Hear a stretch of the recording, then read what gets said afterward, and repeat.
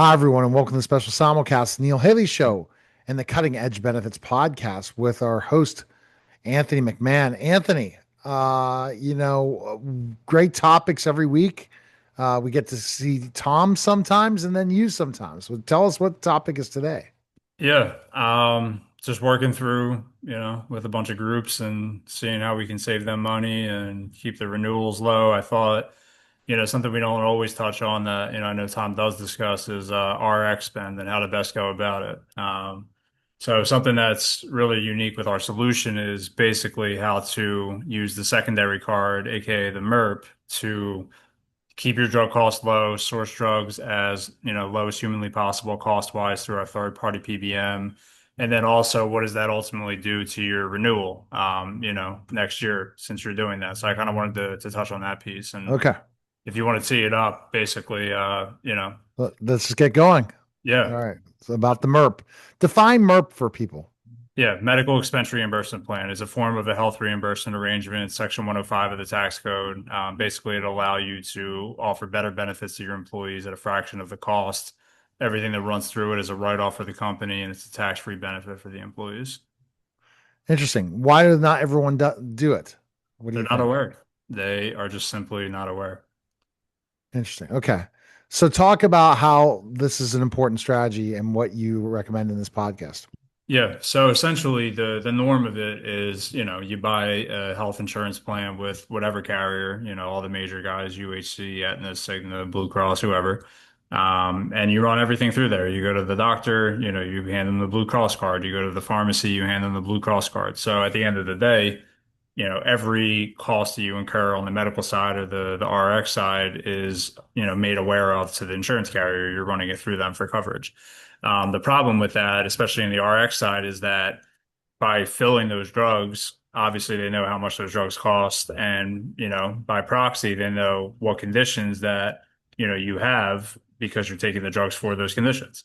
And throughout the year, as things happen, somebody gets on some new diabetic medication or somebody has some condition they need to take a high cost drug for, or whatever the case may be. Obviously, it costs a ton of money to do that and of filling the drugs. But the bigger problem is the insurance carrier is now looking at that employee and those sets of employees within the company saying, okay, wow, these employees, they're filling drugs for this, they're filling drugs for that, and they must have this condition, and this condition, and it affects your renewal at the following year. So what we do instead is we say, hey, for medical purposes, when you go to the hospital, doctor, et cetera, show both cards. Show your primary card with, Aetna, UHC, whoever, and show your secondary card. But when you go to the pharmacy, only show your secondary card. So it runs through our third party PBM and through the MERP, and we're not showing that information to the primary insurance carrier. So number one, we're sourcing drugs at the lowest possible cost through our PBM, our pharmacy benefit manager.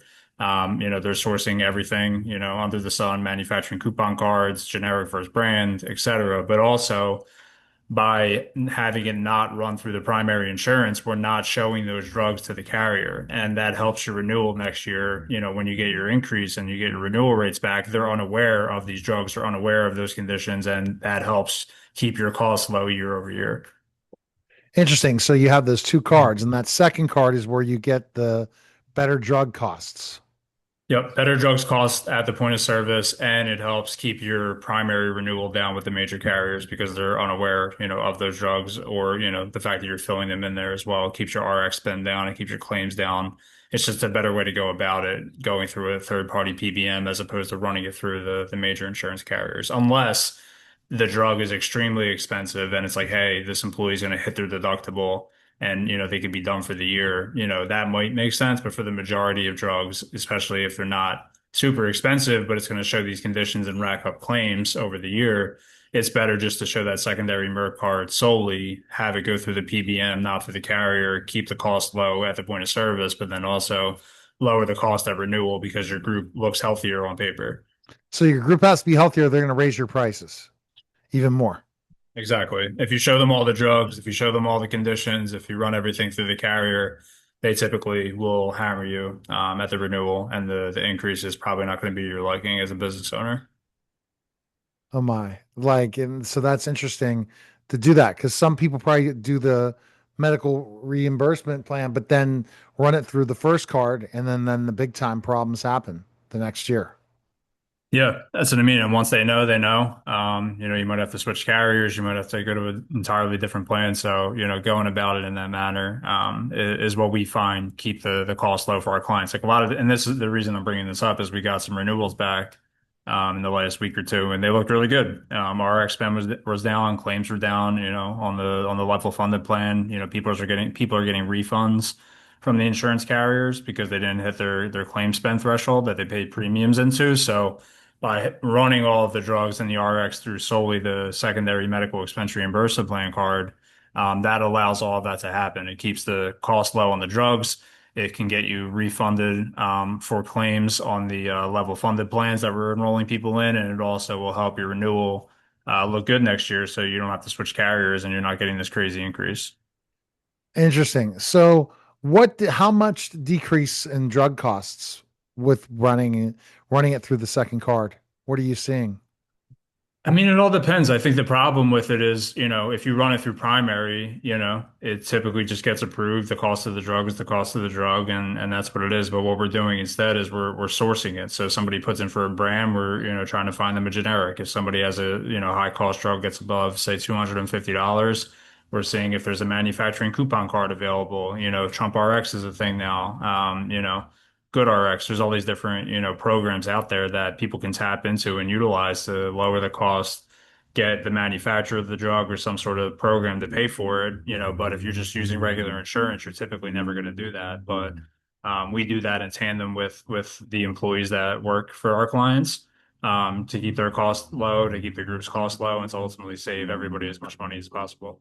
All right. Well, that's pretty cool, to say the least, to have this opportunity for people. And basically, what you're telling people is this plan will help with prescription drugs, but also not cause a huge rate increase in the next year.